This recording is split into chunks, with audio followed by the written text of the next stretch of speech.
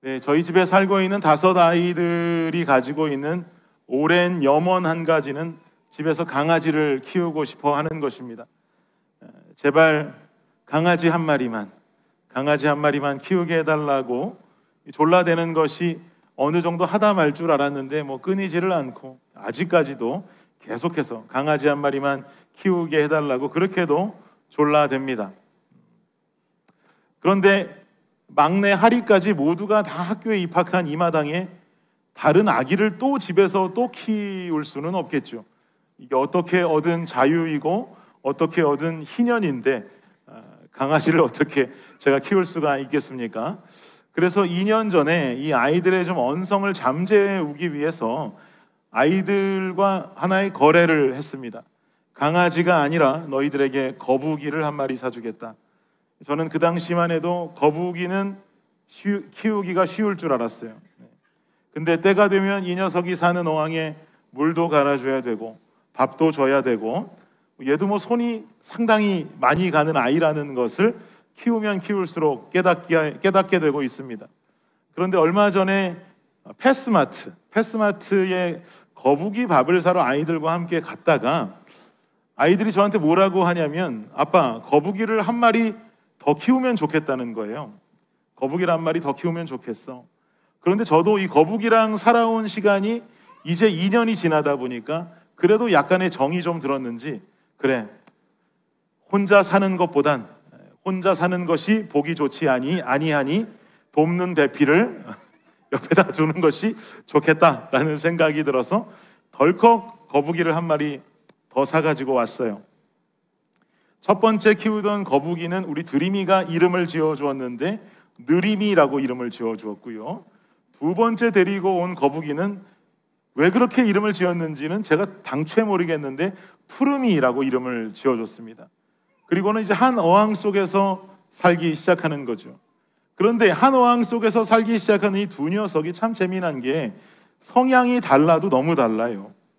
이 종류도 좀 다른 것 같고요. 느림이는 늘 가만히 있는 내성적인 녀석인데 푸르미는 쉴 새 없이 돌아다니면서 느림이를 밟기도 했다가 올라타기도 했다가 아주 괴롭히는 외향적인 녀석입니다. 그리고 두 번째로 데리고 온 녀석이 얼마나 또 이 사료를 잘 먹는지, 느림이는 밥 먹을 새가 없어요. 주기만 하면 두 번째 데려온 푸르미가 모든 밥을 다 금방 먹어버리기 때문이죠. 그래서인지 아니면 종류가 달라서인지는 몰라도 두 번째 데리고 와서 키우기 시작한 그 푸르미라고 하는 거북이가 느림이에 비해서 크기가 너무 빨리 커지는 거예요. 아침에 눈 뜨고 일어나서 보면 커져 있는 것 같아요. 그 변화가 어항 속에 있는 거북이들 속에서도 보여지더라고요. 그리고 또 한 가지는 어떤 현상이 일어나냐 하니까 한 마리 키우던 어항에 두 마리를 갖다 넣으니까 어떤 현상이 일어날까요? 더러워지는 속도가 너무 금방 더러워지는 거예요. 혼자 먹고 혼자 배설하던 어항에 둘이 먹고 둘이 배설을 하니 어항이 금방 더 빨리 더러워질 수밖에 없겠죠. 이렇게 두 녀석은 성향도 다르고 크기도 다르고 한 놈은 먹이도 다 뺏어 먹고 또 어항이 더러워지기는 금방도 더러워지는 그런 모습을 보면서 한 공간 안에 함께 살아간다는 것이 이렇게 힘든 것이구나 라고 하는 생각을 해보게 됐습니다. 우리는 지난 주일부터 사사기 말씀을 함께 보고 있어요.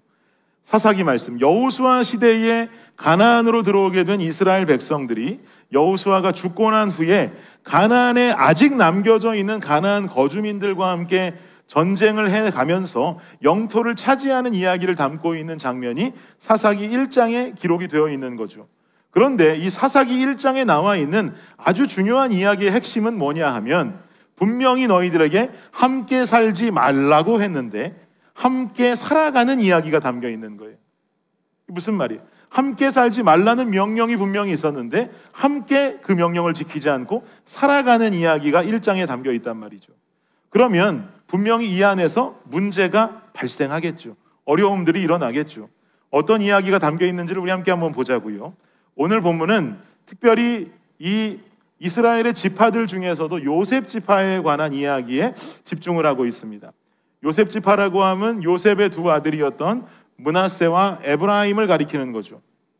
27절 말씀 다시 한번 보죠. 시작. 므낫세가 베스안과 그에 딸린 마을들의 주민과 다안악과 그에 딸린 마을들의 주민과 돌과 그에 딸린 마을들의 주민과 이블라함과 그에 딸린 마을들의 주민과 무기또와 그에 딸린 마을들의 주민들을 쫓아내지 못하며 가나안 족속이 결심하고 그 땅에 거주하였더니, 지금 27절에 나오고 있는 지명, 똑같은 말이 계속 반복되는 것 같은데요. 베스안, 다안악, 이블람, 무기또라고 하는 이 모든 지명의 장소는 므낫세 지파가 차지하고 있는 그 땅 중에서도 북쪽에 위치한 도시들입니다. 므낫세 지파는 여러분 잘 아시는 것처럼 하나의 지파가 반절로 나뉘어서 요단 동편의 땅을 한 군데 차지하고 또 반절은 요단 서편의 지역을 차지하게 되는데, 지금 이야기하고 있는 지역은 요단 서편에 해당하는 땅을 말하는 것이에요. 이렇게 므낫세 지파가 요단 서편, 그것도 북방에 위치하는 도시들과 싸우면서 그곳에 살고 있는 가나안의 원래의 그 거류민을 쫓아냈습니까? 아니면 쫓아내지 못했습니까? 어떻게 했어요? 절 보지 마시고. 쫓아내지 못했어요.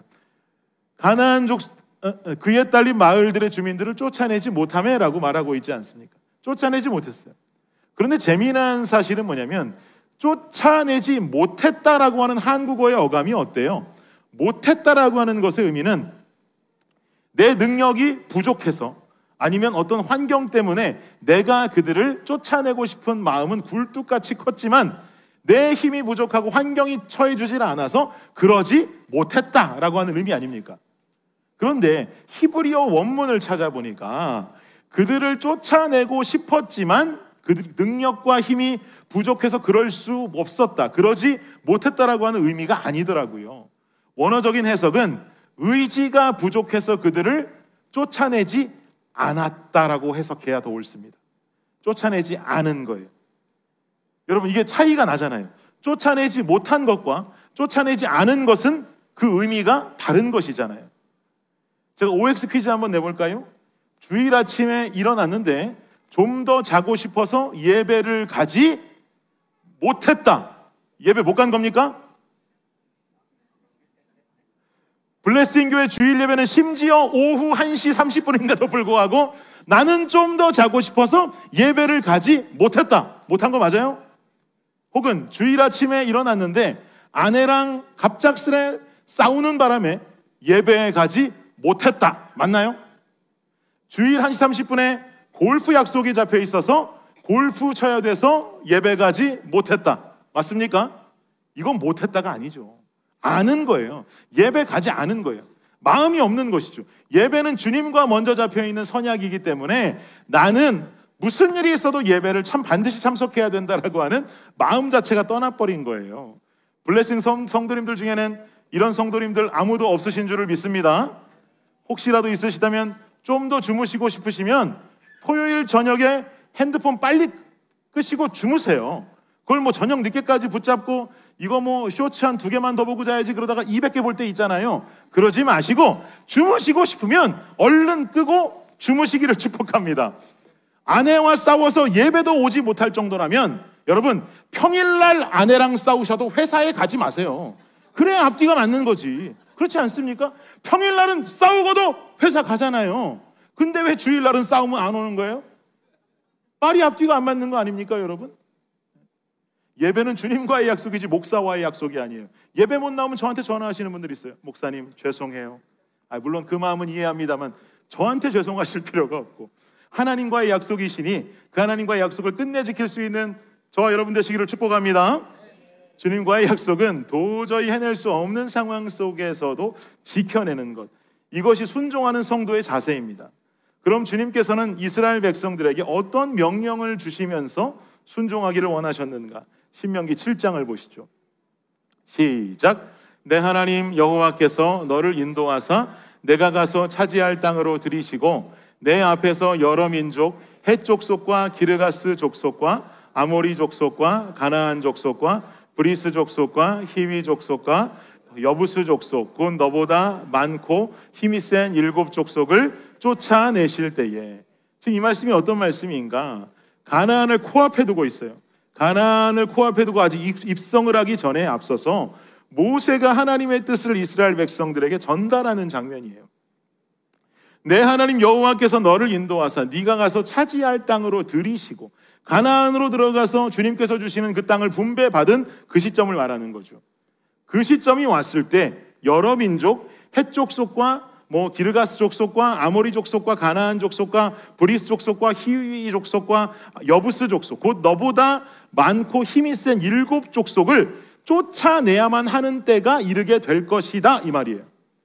이렇게 열거되는 족속들 중에서 우리 본문에 나오는 므낫세 지파의 북부 지역을 차지하고 있는 족속들은 가나안 족속이라고 볼 수 있거든요. 그러면 이 가나안 족속들을 쫓아내는 때가 온 그때에 므낫세 지파는 어떻게 해야 하는가? 이어지는 2절 보니까요. 시작. 내 하나님 여호와께서 그들을 내게 넘겨 내게 치게 하시리니 그때에 너는 그들을 진멸할 것이라. 그들과 어떤 언약도 하지 말 것이요 그들을 불쌍히 여기지도 말 것이며 너는 그들을 어떻게 해요? 진멸할 것이라. 진멸했어야 하는 것이 하나님의 명령이었어요. 그런데 므낫세 지파는 어떻게 했습니까? 가나안 족속들을 쫓아내지 못했어요? 쫓아내지 못했으면 주님께 할 말이라도 있지. 쫓아내지 않았다는 거예요. 할 수 있는데 하지 않았다는 거예요. 그들이 철병거를 가지고 있고 최신 무기를 가지고 있고 무기가 발전하고 문화가 발전했다 할지라도 40년 광야 생활을 이끄신 하나님께서 그 철병거만 못하겠습니까? 쳐서 싸워서 이길 수 있는 힘이 있었단 말이에요. 그런데 그러지 않았다는 거예요. 쫓아낼 의지가 없었다는 거예요. 왜 그랬을까요, 여러분? 본문으로 돌아와서 1장 28절을 보니까 말씀하기를 시작. 이스라엘이 강성한 후에야 가나안 족속에게 노역을 시켰고 다 쫓아내지 아니하였더라. 가나안 족속에게 뭘 시켰대요? 노역을 시켰다는 거예요. 노역. 하나님께서 멸절하라고 하신 가나안 족속들을 멸절하지 않고 함께 그 땅에 살아가면서 그들을 노예 삼았다는 거예요. 노예는 뭐 하는 사람들입니까? 일하는 사람들이에요. 이들을 노예 삼았다고 하는 것은 자신들의 일을 그들에게 시키면서 자신들은 편하게 살고 싶었다는 거죠. 하나님께서 분배해 주신 그 땅에서 내가 일하면 나의 수고로 그 땅을 일궈 나가야 되는데 나는 그 땅에서 편하게 살고 싶고 나는 그 땅에서 수고하지 않고 싶고 얘네들 살려두면 그냥 앞으로 노예로 쓰면 되겠구나, 노역이나 시키면 되겠구나, 편하게 살고 싶은 마음에 그들을 죽이지 않았다는 거예요. 여러분, 가나안은 하나님께서 하나님의 나라를 만들기 원하는 약속의 땅이었습니다. 축복의 땅이었어요. 그런데 하나님의 나라에 하나님의 백성이 일을 하지 않고 편안하기 원하는 그 마음의 욕심 때문에 엉뚱한 이방 민족이 일하고 있어요. 그들을 노예로 삼고 자신들은 편안하게만 살아가기를 원하고 있어요. 사랑하는 여러분, 우리가 정말 하나님의 나라를 살아가는 이 신앙생활을 함에 있어서 우리가 피해야 되는 요소는 뭐냐? 바로 편안함입니다. 우리는 편안함을 피해야 돼요. 신앙생활에 있어서 우리가 피해야 되는 것은 편안함이에요. 반대로 신앙생활에 있어서 우리가 취해야 하는 것은 무엇일까요? 평안함이에요. 평안함. 단어가 굉장히 비슷하고 어감도 비슷한데 편안함과 평안함이 주는 이 의미의 차이는 상당히 차이가 있습니다. 편안과 평안은 주체가 달라요. 편안함의 주체는 나 자신이에요. 나 자신. 내가 하고 싶은 일이 있으면 기쁘게 그 일을 하면 돼요. 내가 하기 싫은 일이 있으면 내가 그 일 안 하면 돼요. 내 선택의 의지예요. 내가 하고 싶은 일은 기쁘게 하고 하기 싫은 일은 하지 않고 그러면 편안하게 살 수 있어요. 왜? 내가 좋아하는 것만 하면 되니까요. 이러한 선택은 모두 누구에게 있어요? 그 주체가 나에게 있어요. 그러나 여러분, 평안의 주체는 누구입니까? 평안의 주체. 시작. 평안을 너희에게 끼치노니 곧 나의 평안을 너희에게 주노라. 내가 너희에게 주는 것은 세상이 주는 것 같지 아니하니라. 아멘이세요? 평안을 누가 준답니까? 나의 평안을 너희에게 주노라. 평안은 하나님으로부터 오는 것인 줄을 믿습니다. 경로와 출처가 하나님이시란 말이에요. 우리의 신앙생활은 이 평안을 누리는 장소가 되어야 돼요. 평안을 누리는 시간들이 되어야 돼요. 그런데 하나님의 나라에 자꾸 인간들의 선택이 들어와요. 내가 하고 싶으면 하고 하기 싫으면 안 하는 평안함을 추구하는 이런 어떤 모습이 아니라 편안함을 추구하는 의지가 들어온단 말입니다. 하나님의 말씀을 의지해서 평안함을 취하는 게 아니라 내 선택 의지에 집중하면서 편안함을 추구하는 것이 내 신앙으로 들어온단 말이에요. 평안함이 아니라 편안함이 들어오니까 생겨나는 문제가 뭐가 있을까요? 두 가지로 말씀드리기 원하는데요. 첫 번째는 죄의 문제가 해결되지 않습니다. 죄의 문제가 해결되지 않아요. 여러분 생각해 보세요. 아무리 국가가 전시 상황이어도 낮잠 주무시고 싶으시면 주무시고, 옥상 올라가고 싶으면 올라가고, 바람 쐬고 싶으면 바람 쐬다 보니 다윗의 눈에 뭐가 들어왔다 그랬어요? 자신의 선택 의지를 통해 편안함을 추구할 때 밧세바가 들어왔어요. 그 여인을 취하고 동침함으로 아이가 생기니까 밧세바의 남편인 우리아를 죽여버려요. 하와가 보니까 선악과를 봤는데 선악과를 보니 보암직도 하고 먹음직도스러워요. 결국 자신의 선택 의지가 그 선악과를 먹게 합니다. 먹고 자기만 드신 게 아니라 남편에게도 전달하니 죄가 들어와요. 분명히 하나님께서는 솔로몬에게 많은 여인을 아내로 취하지 말라고 했습니다. 그러나 솔로몬은 자신의 선택 의지로 많은 여인을 아내로 취합니다. 그것이 지혜롭다고 여겼습니다. 지혜로운 정치 방법이라고 여겼습니다. 정략적으로 결혼한 아내들이 섬기는 우상단지들이 결국은 함께 들어옴으로 말미암아 결국 솔로몬의 말년에 그는 피할 수 없는 더러운 죄를 범하게 됩니다. 내 선택이 기준된 편안한 삶을 살면 인간은 절대로 죄에서 벗어날 수가 없어요. 평안과 평강은 주님께로부터 옵니다. 내 선택이 아닌 주님 말씀이 기준되어져서 살아갈 때 우리가 느끼지 못하는 평안의 마음이 생겨나게 되는 것이에요. 말로 표현할 수 없는 평강의 마음이 생겨나는 거예요. 시편 기자가 119편 말씀에 말하기를 이렇게 말하지요. 주의 법을 사랑하는 자에게는 큰 평안이 있으니 그들에게 장애물이 없으리이다. 이사야 선지자도 말합니다. 주께서 심지가 견고한 자를 완전한 평강으로 지키시리니 이는 그가 주를 신뢰함이니이다. 이렇게 하나님께서는 우리에게 평안함을 주기 원하시고 평강을 주기 원하시는 선하신 하나님이신 줄을 믿으시기 바랍니다. 그런데 하나님의 자녀된 우리들이 이 하나님의 선하심을 알지 못하는 거예요. 평안과 평강으로 살아가게 하려는 하나님의 선하심을 우리가 알지 못하는 거예요. 그러니 평안함이 아니라 편안함이 최고인 줄 알고 내 선택에 의지해서 죄에 와르르 무너지고 평안에 대한 의문조차 갖지 않게 되는 거죠. 이런 사단의 속임수에서 우리는 벗어나야만 합니다. 그럼 우리를 평안하게 하시고 평강케 하시려는 하나님의 선하심, 우리는 어떻게 경험할 수 있겠어요? 시편 34편에 기록합니다. 시작. 너희는 여호와의 선하심을 맛보아 알지어다. 그에게 피하는 자는 복이 있도다. 아멘. 이 말씀의 의미가 뭐예요? 내 선택대로 살아가는 삶이 아니라 하나님의 말씀대로 살아보지 않고서는 절대로 하나님의 선하심을 알 수 없다는 거예요. 그 삶을 맛보아 알지 않고서는 알 수 없다는 것이에요. 말씀대로 살아보려는 나의 결단이 실행되지를 않으면 평안을 맛볼 수가 없고 평안을 맛볼 수 없으니 자꾸 내 선택 의지에 따른 편안한 인생만 살게 되더라는 거죠. 제가 2년 전에 단기 선교차 캄보디아에 갔더니 한 트럭에 두리안을 쌓아놓고 팔아요. 우리나라는 여름에 트럭에 수박을 쌓아놓고 파는데 캄보디아는 두리안을 가득 쌓아놓고 팔더라고요. 그 중에서 하나를 딱 고르면 그 자리에서 그냥 잘라서 두리안 열매를 꺼내줍니다.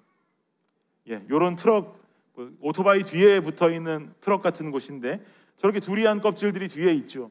그 자리에서 요거 하면 한 칼을 꺼내서 두리안을 탁탁탁 잘라가지고 열매를 꺼내가지고 저런 그릇에다가 받쳐서 딱 줘요.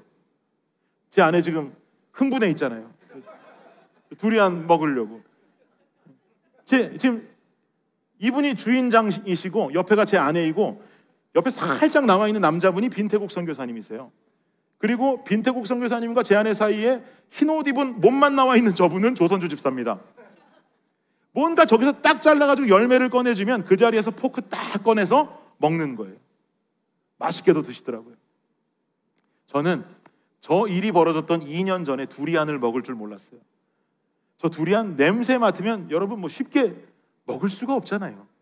그래서 제가 옆에 있던 빈태국 선교사님께 선교사님, 저는 저 두리안 먹을 줄 몰라요. 그랬더니 그래도 적어도 선교사님이면 김 목사 한번 먹어봐.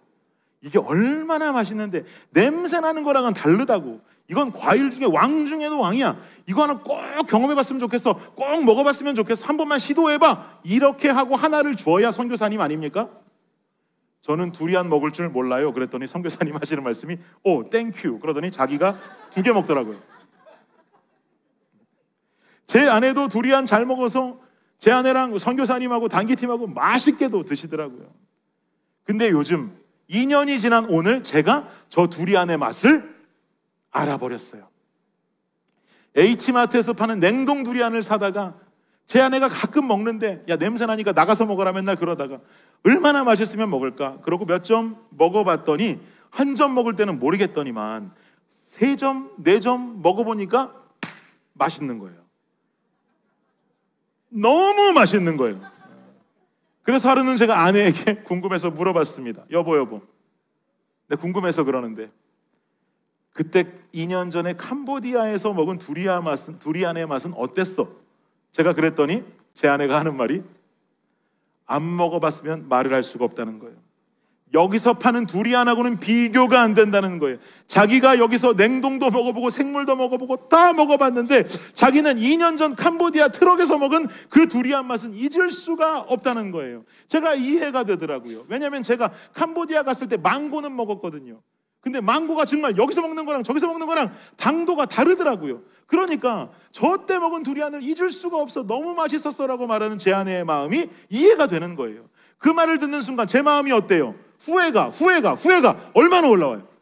막 몰려오는 거죠. 그때 눈 한번 딱 감고 먹어보면 될 걸 내가 왜 그랬을까? 냄새 참고 한번 먹어보면 될 걸 내가 왜 그랬을까? 무슨 생각까지 드는 줄 아세요? 선교사님도 그렇지. 한 번 더 끝까지 나에게 권면했어야지. 그렇게 포기가 빨라서 어떻게 죽어가는 영혼을 살릴 수가 있겠는가? 별 생각이 다 올라오는 거예요. 여러분께 여쭐게요. 지금 후회하면 의미가 있어요? 없어요. 저는 지금 저걸 먹고 싶으면 20시간 비행기 타고 가야 되는데 저 맛이 궁금하다고 20시간 비행기 타고 가는 미친 사람이 어디 있습니까? 저 맛은 먹어본 사람만 아는 거예요. 여러분 말씀대로 살아가는 삶도 마찬가지예요. 평안의 삶을 산다는 것 마찬가지예요. 살아본 사람만 아는 거예요. 나중에 내가 왜 이렇게 살았지 후회하면 의미가 있나요? 의미 없어요. 편안하게 살아온 지난 세월이 평안과 평강을 맛보는 순간 돌아보니 부질없이 느껴지는 것이죠. 말씀이 머리에서 가슴으로 내려와서 가슴에서 삶으로 사라지는 역사, 편안하니 죄악 속에 빠져 살아가는 인생이 아니라 말씀대로 살아가며 주님 주시는 평안함을 맛보아 알 수 있는 저와 여러분 되시기를 예수님 이름으로 축복합니다. 평안함이 아니라 편안함이 들어오니 생겨나는 문제 두 번째는 신앙의 성장이 없습니다. 중요해요. 신앙의 성장이 없어요. 내 선택 의지에 따라서 신앙생활을 하다 보니까 늘 내 신앙생활의 한계점을 내가 정해놓고 넘어가질 않아요. 인간적인 선택을 통해서 편안함이 내 신앙에 들어오니까 예를 들면 나는 신앙생활하다가 화나는 한계점이 늘 똑같아요.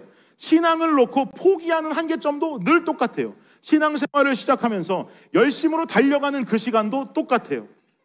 이 한계점을 넘어가야 보지 않았던 새로운 세상이 보이고 성장이 있을 것인데 늘 내가 정해둔 한계점이 똑같더라는 말이죠.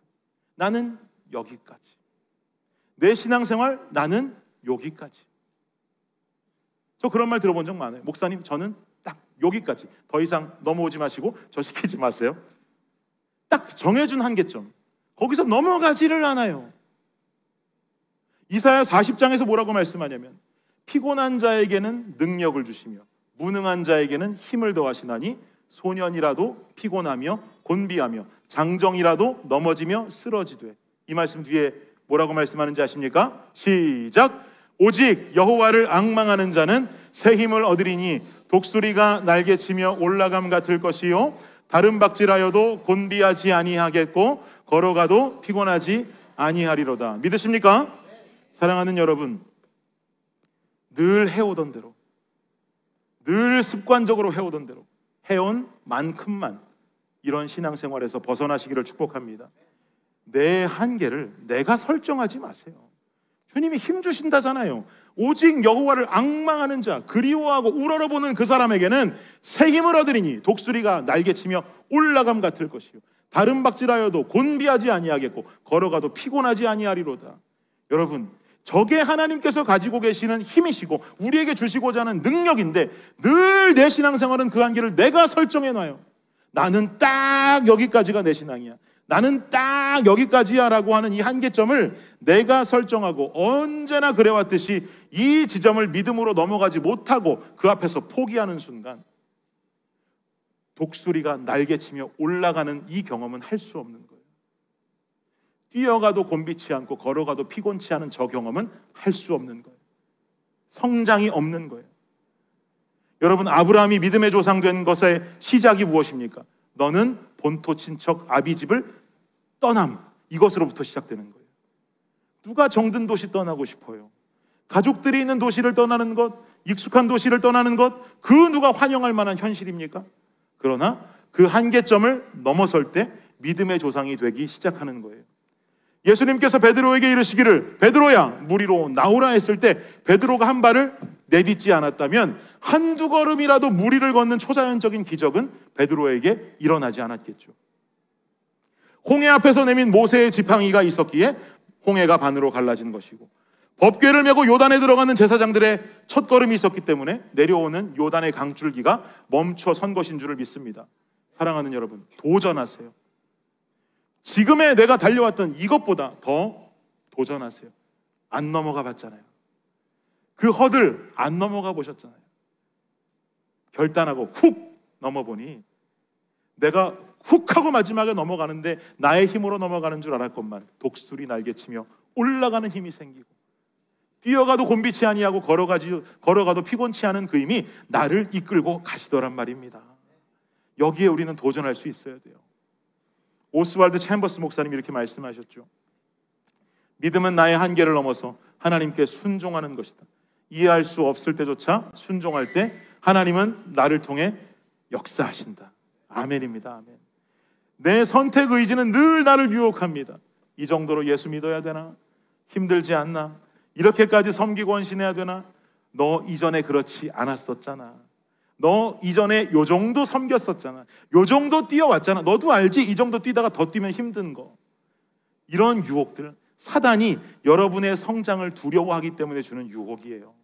사단이 여러분의 성숙함을 겁내고 있기 때문에 속이는 것입니다. 예수 그리스도의 이름으로 대적하십시오. 그 한계점을 넘어서서 이전에 해왔던 충성과 섬김과 헌신, 그리고 그 장애물을 넘어갈 때 우리의 신앙은 성장합니다. 내 선택의 의지가 아니라 하나님의 원함을 따를 때, 즉 편안이 아니라 평안을 사모할 때 주님 역사하시는 줄을 믿습니다. 성장하는 블레싱 성도들 되시기를 예수님 이름으로 축복합니다. 결론을 맺겠습니다. 제가 어린 시절에 초등학생이었던 때에 한 빌라에서 살았어요. 그 빌라의 위치가 제가 다니던 초등학교 후문과 거의 맞닿아 있는 거리에 위치하고 있는 빌라였기 때문에 제가 살고 있던 그 빌라에는 제 또래 초등학생 아이들 친구들이 아주 많이 살았습니다. 그러니 학교 가서 수업 마치고 집으로 막 뛰어오면 그냥 가방은 집에다가 내팽개 쳐놓고 빌라 앞에 주차장이 있는 공터, 말이 공터지 주차장인데 우리는 거기서 노니까 공터라고 표현하는 거예요. 주차장이 있는 그 공터에 학교 갔다 온 빌라에 제 친구들이 다 모여듭니다. 그리고는 빌라의 가동과 나동 사이에 있는 그 좁은 공터에서 친구들끼리 모여서 뭘 하느냐, 그 좁은 곳에서 야구를 합니다. 나중에 좀 더 커서 야구를 했던 그 빌라 공터에 제가 커서 가보니까 이 좁은 데서 어떻게 야구를 하고 놀았나 싶더라고요. 친구들과 하루 온종일 야구를 하고 놀다 보면 친구들과 노는 게 너무 재밌어서 집에 들어가기가 싫어요. 날이 어둑어둑해지는데도 집에 가기 싫습니다. 야구를 그렇게 한동안 하다가 밤이 어두워지기 시작하니 공이 더 이상 보이지 않죠. 그러니까 야구는 더 이상 할 수가 없어요. 야구는 못하고 그 건물과 건물 사이에 하나 있는 전봇대에 매달려 있는 전등 아래에 노란 색깔 빛이 떨어지는 그 아래에 친구들과 앉아서 그때부터는 떠들면서 신나게 놀기 시작합니다. 우리 어릴 적에 동그란 딱지 이런 거 가지고 별이 저는 5개고 걔가 4개면 제가 개딱지 뺏어오고 이런 놀이들을 그 밑에 앉아가지고 막 딱지를 갖고 놀고 무슨 말하면 신나게 또 웃고 떠들면서 시간을 또 보내게 됩니다. 그러면 어둠이 더 짙어오죠. 그럼 각각 아이들의 엄마들이 베란다 창문을 열고 부르기 시작합니다. 저희 어머니도 문을 여시고 준이라 이제 들어와라. 나동에 1층에 사는 인회 엄마가 문을 열고 인회야 들어와라. 2층에 사는 하정이 엄마가 문을 열고 하정아 이제 들어와라. 아무도 들어가기 싫어요. 들어가기 싫어도 더 이상 뻗ing기다가는 엄마의 목소리가 점점 거칠어질 것이기 때문에 더 이상 남아있을 수가 없습니다. 그래서 하는 수 없이 투덜투덜대면서 더 놀고 싶은데 엄마가 오라 하니 전부 다 흩어져서 집으로 들어가는데 여전히 전등 밑에 남아있는 쌍둥이 형제 근영이와 근수는 여전히 그 전등 밑에 남아있는 거예요. 이 친구들은 왜 남아있냐면 이 친구들은 엄마 아빠가 자기들을 부르지 않거든요. 왜냐하면 엄마 아빠가 모두 일을 동시에 하시는 가정의 아이들이었어요. 낮에 나가셔서 저녁 늦게 들어오십니다. 두 분 모두 밤이 늦게 퇴근을 하시니 제가 지금 와서 생각해보면 참 쉬운 일을 하셨던 분들 같진 않다고 생각이 들어요. 그렇게 늦은 시간 퇴근을 하시니 준일이의 이름을 불러줄 엄마가 있고 인우의 이름을 불러줄 엄마의 목소리가 있고 하정이의 이름을 불러줄 엄마의 목소리가 있는데 전등 밑에 아직 엄마 아빠가 퇴근을 하지 않은 근영이 근수를 불러줄 엄마의 목소리는 없는 거예요. 전등 밑에 앉아서 엄마 아빠가 올 때까지 둘이서 딱지를 가지고 놀기도 하고 구슬로 둘이 앉아가고 구슬을 치고 서로 시시덕거리고 웃고 그 쌍둥이는 늘 거기에 그렇게 앉아 있습니다. 그 모습을 이렇게 제가 살던 3층 베란다에서 내려보면 어린 마음이 어땠을까요? 부러운 거예요. 나도 더 놀 수 있는데, 나도 엄마가 안 부르면 나도 지금 더 놀 수 있는, 쟤들하고 나가서 지금 구슬도 치고 딱지도 놀고 해야 되는데 아유 쟤네들은 좋겠다 끝도 없이 노는구나, 너무 좋겠다. 어린 마음에 부러운 거죠. 근데 시간이 조금 지나고 나니까 나이도 조금 지나고 나이가 더 들어가게 되니까 깨달음이 오는 거예요. 내 이름을 불러주었던 엄마의 음성 혹은 아빠의 음성이 있는 인생이 이게 더 부러운 인생이겠구나. 그 음성을 듣고 얼른 집으로 들어가서 따뜻한 물로 씻고 잠자리에 들 수 있는 이 인생이 평안한 인생이겠구나. 신앙생활을 하면서 내 선택이 기준되는 편안한 삶을 살아가는 것이 우린 자유함이라는 느끼고, 이것이 인간미가 있는 삶이라고 생각한단 말이에요. 그냥 자기 멋대로 살면서도 자유함으로 부족함 없이 세상 속에서도 인정받고 살아가는 사람들 볼 때마다 우리는 때론 부러울 때 있어요. 그러나 가만히 생각해보니 그렇지 않더라는 거예요. 사랑하는 여러분, 여러분의 이름을 불러주시는 아버지의 음성이 있으십니까? 준이라 선주야, 훈이야,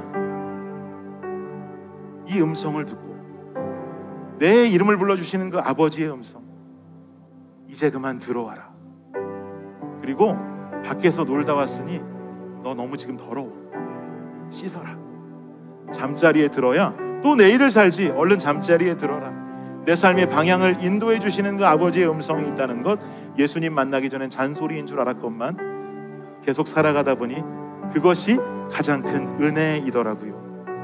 그 음성을 따라 살아간다는 것만큼 평안한 인생은 없더라고요. 사랑하는 성도 여러분, 이런 귀한 인생을 맛보아 하시기를 축복합니다. 편안이 아닌 평안의 삶으로 신앙하며 살아가시고 맛보아 평안의 삶을 결국에 살아낼 수 있는 저와 여러분의 삶, 하나님의 음성 따르는 여러분의 삶이 되시기를 예수님 이름으로 축복합니다. 아멘, 아멘. 이 시간 함께 찬양하고 함께 기도하겠습니다.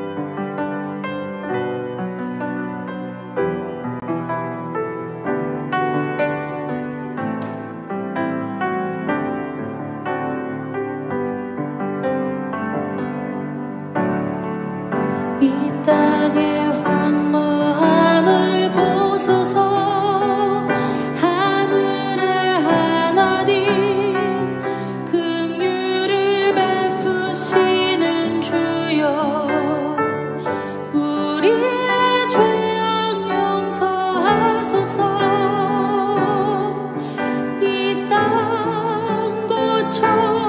주소서.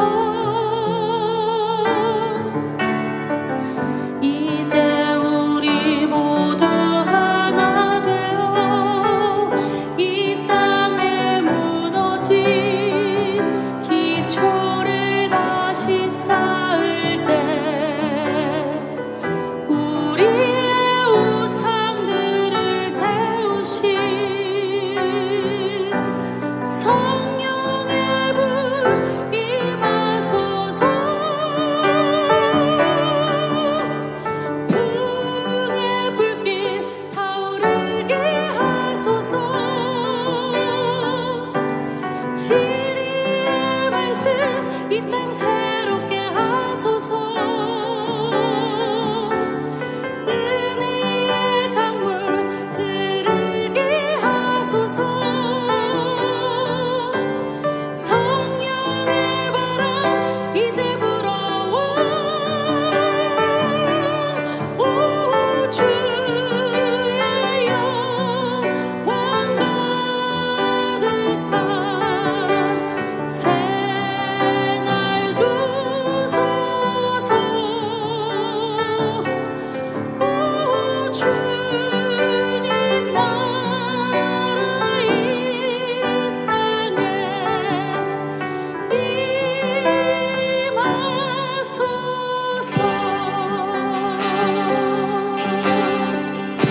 이 땅의 황무함을 보소서. 이 땅의 황무함을 보소서. 하늘의 하나님 긍휼을 베푸시는 주여,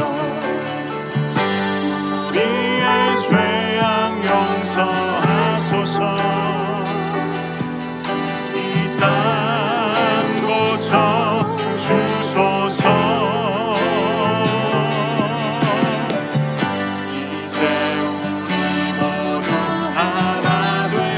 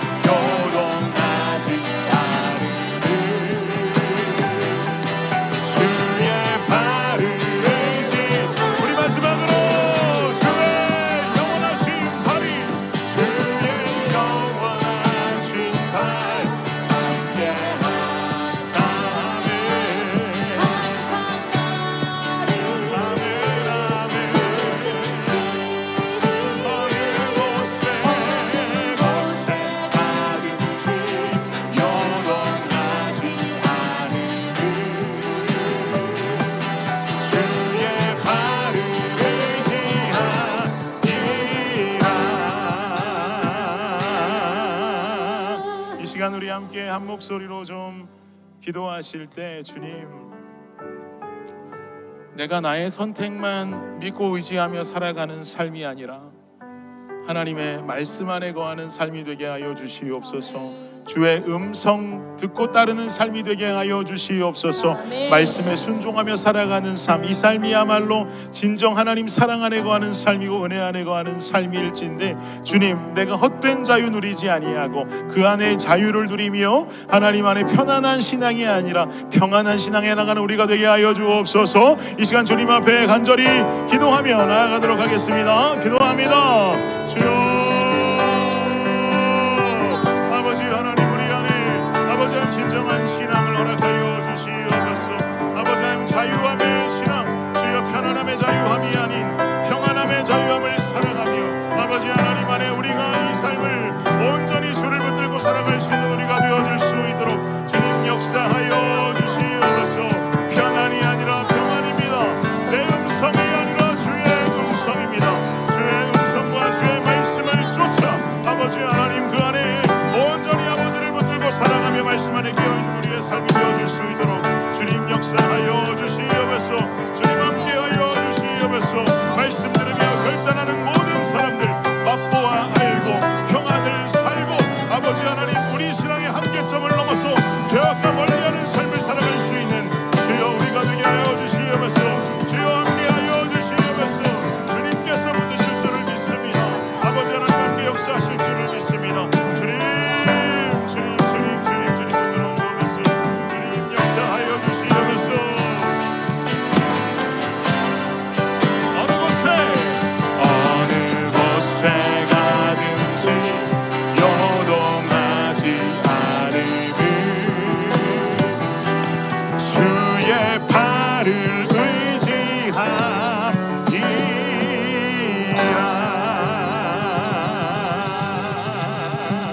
아멘. 우리 자리에서 일어나셔서 마지막 찬양 함께하고 예배 마무리하기를 원합니다.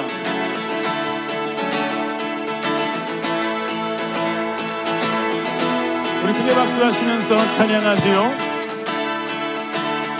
주 이름 찬양, 주 이름 찬양. 부요의 강물 흐르는 부요한 땅에 살 때에 주님 찬양해.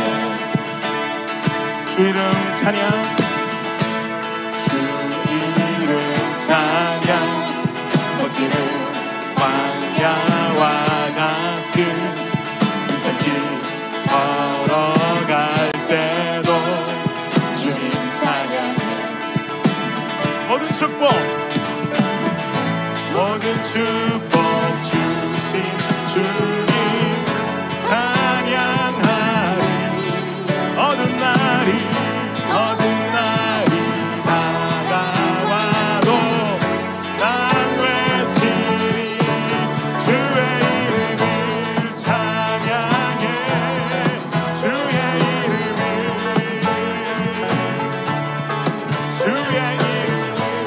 찬양해. 영화로운 주 이름 찬양. 주 이름 찬양. 햇살이 나를 비추고 만물이 새롭게 될 주님 찬양합니다. 할렐루야. 주 이름 찬양. 주 이름 가는 길이 험할지라도 고통이